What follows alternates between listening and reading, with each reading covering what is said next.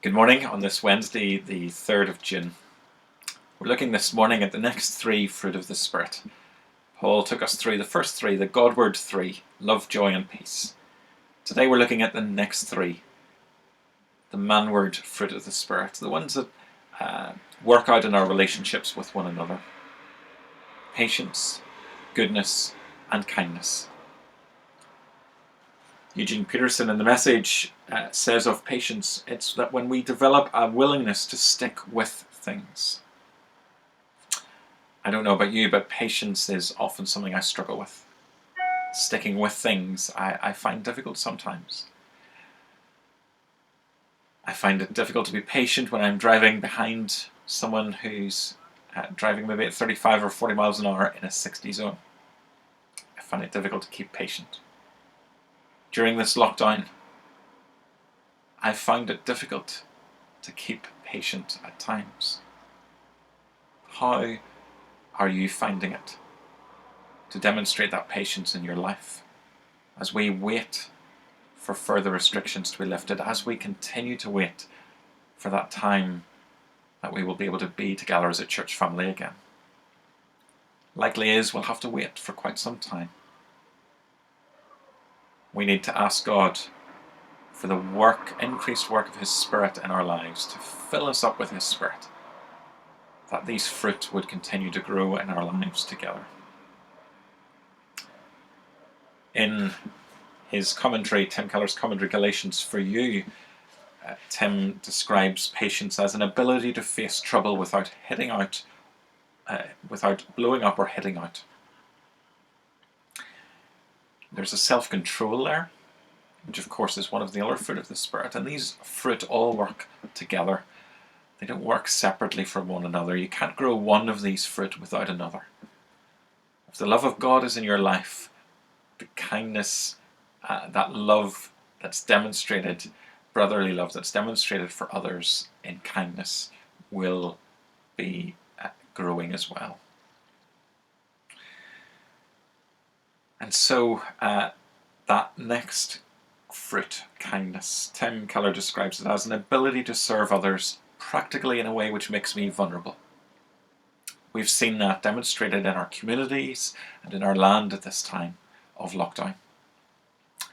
In the midst of this pandemic, people have connected to one another. People have demonstrated that love for others by living self-sacrificially, by giving of their time to make PPE equipment, by selflessly putting themselves in the front line in their role to protect others. That kindness being lived out by contributing to the food bank, to the Simon community, financially, and giving of time and giving of gifts.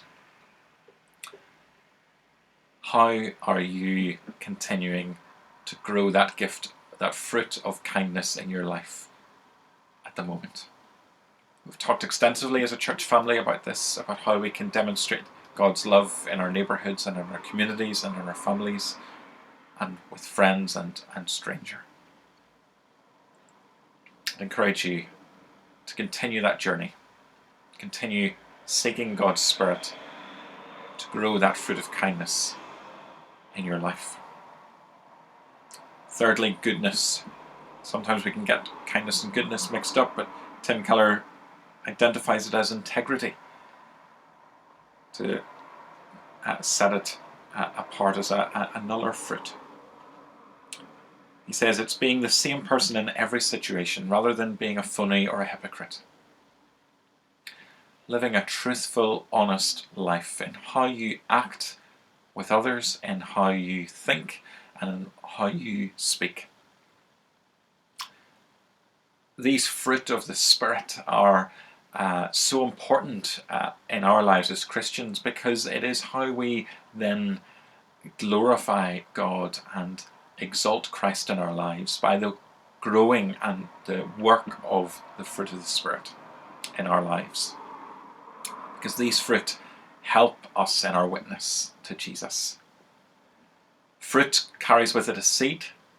As that fruit grows and ripens, that seed, when it falls to the ground, will grow more fruit.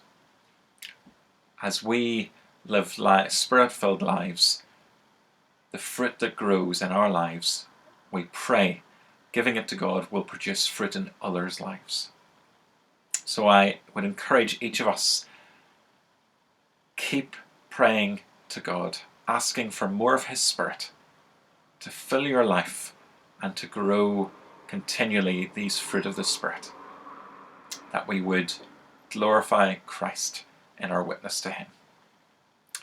Be blessed, stay safe, continue to love one another, and keep connected to the risen Christ by His Spirit. Bye-bye.